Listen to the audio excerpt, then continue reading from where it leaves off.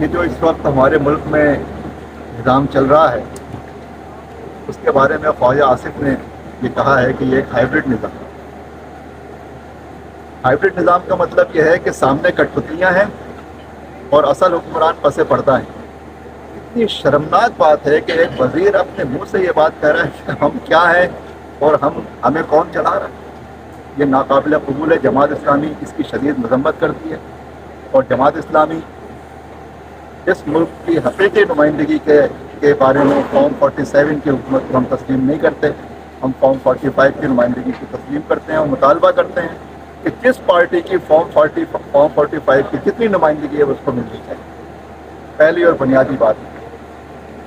اور یہ جدوجہد جاری رہے گی۔ جماعت اسلامی اس 26ویں آئینی ترمیم کو تسلیم نہیں کرتی اور جماعت اسلامی اس ملک میں نئے انتخابات کا مطالبہ بھی نہیں کرتی، بلکہ فارم 45 کے مطابق پارلیمنٹ بننی چاہیے اور وہ نظام یہاں پہ قائم ہونا چاہیے۔ دوسری بات یہ ہے کہ یہ جو ایران اور امریکہ اسرائیل کانفلکٹ ہوا، ہم اس میں ایرانی قوم کے ساتھ ہیں، ایران کے ساتھ ہیں اور اس سامراجیت کے خلاف ہیں جو زائونزم کی شکل میں اور اس کے پیچھے سرمایہ دارانہ جبر ہے اس کے خلاف ہیں، اور ہم اس میں ایران کے ساتھ ہیں۔ جو معاہدہ ہوا ہے اس معاہدے کے بارے میں ہم یہ جاننا چاہتے ہیں، ابھی تک ہمیں یہ بات پتہ نہیں چلی کہ کیا اس معاہدے میں غزہ کے مظلوم مسلمانوں کے لیے بھی کوئی ریلیف حاصل کیا گیا ہے اور یہ معاہدہ کن نکات کے اوپر مشتمل ہے اور یہ کس طرح سے یہ جنگ بندی جو ہے طے پائی۔ لیکن ایران نے غزہ کا کھل کر ہمیشہ ساتھ کیا ہے اور اس دنیا میں شاید واحد ملک وہی تھا اور مغربی ممالک تھے جو ساؤتھ افریقہ تھا اور اس کے علاوہ آئرلینڈ تھا، اسپین تھا، یہ وہ ممالک تھے جنہوں نے کھل کر غزہ کا ساتھ کیا ہے۔ ایران بھی انہی ممالک میں سے ایک تھا، اس نے بڑا کردار ادا کیا ہے اور اس ریجن میں انشاءاللہ تعالی ہم کسی اور سامراجی طاقت کی، چاہے وہ بھارت ہو یا اسرائیل، اس کی بالادستی کو قبول نہیں۔ ریسنٹلی انڈیا نے پاکستان پر حملہ کیا تھا اور پاکستان نے منہ توڑ جواب دیا، اس حوالے سے کیا کہیں گے؟ یہ جو جنگ ہوئی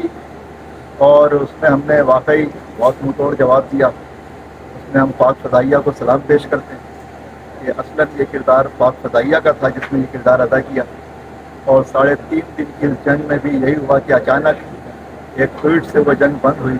اور اس کی تفصیلات بھی قوم جاننا چاہے گی۔ اس میں کون لوگ مذاکرات میں شریک تھے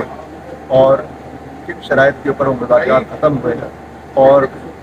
نریندر مودی یہ جو بیان دے رہا ہے کہ وہ نئے نارم کے اوپر آئندہ بھی عمل کرے گا، اور نیو نارم یہی ہے کہ وہ جب چاہے کسی بھی ملک کے اوپر حملہ کر دے اور خاص طور پر پاکستان پر حملہ کر دے، اور ایسا لگ رہا ہے کہ یہ نیو نارم عالمی سطح پہ کہیں طے ہوا ہے، اس لیے کہ یہی بھارت ہے جس نے امریکی اور اسرائیلی حملے کی مذمت نہیں کی۔ اس نے شنگھائی کانفرنس میں بھی جو اجلاس ہوا اس نے اس پہ دستخط نہیں کیے،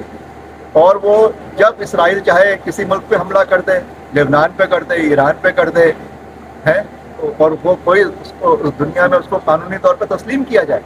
تو یہ جو نیو نارم ہے اس کو دنیا کے آزاد پسند، قانون پسند، جمہوری عوام اس نیو نارم کو کبھی قبول نہیں کرتے۔ سر، جو ابھی بجٹ جو پیش ہوا ہے اس میں کسان جو لوگ تھے وہ پہلے سے ہی جہاں پہلے تھے وہیں پہ ابھی کھڑے ہیں، تو یہ تیسری دفعہ یہ بجٹ پیش کیا ہے، اور اس خاص طور پہ پنجاب ایک زرعی علاقہ ہے، یہاں کی تیسری دفعہ انہوں نے بجٹ پیش کیا اور تیسری دفعہ کسان کو دھوکہ دیا ہے اور کسان کی کمر توڑ دی ہے، اور انہوں نے کسان کو وہ ریٹ نہیں دیے، اور ان ریٹس کو نہ دینے کے بعد امپورٹ اور ایکسپورٹ کے نام پہ یہ ایک جعلی کھیل کھیلتے ہیں اور اس کی طرح اوپر جو ہے یہ کمیشن خوری ہوتی ہے۔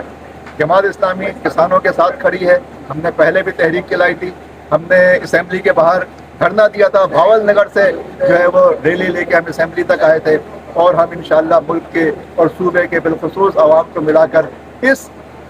صوبائی حکومت کے کسانوں کے اوپر ہونے والے مظالم کے خلاف تحریک کا سلسلہ جاری رکھیں۔